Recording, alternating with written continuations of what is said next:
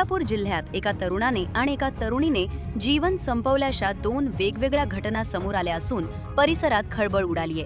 गुरुवारी आणि शुक्रवारी या 2 दिवसात घडलेल्या घटनांमुळे नागरिकांमध्ये हळहळ व्यक्त होत आहे। या दोन्ही प्रकरणांचा तपास पोलिसांकडून सुरू आहे। पहिली घटना दक्षिण सोलापूर तालुक्यातील बसवनगर येथे घडली। पल्लवी किसन पवार वय 19 हिने अज्ञात कारणावरून राहत्या घरात जीवन संपवलं। सकाळी तिचे वडील रिक्षा घेऊन बाहेर गेले असताना ही घटना घडली।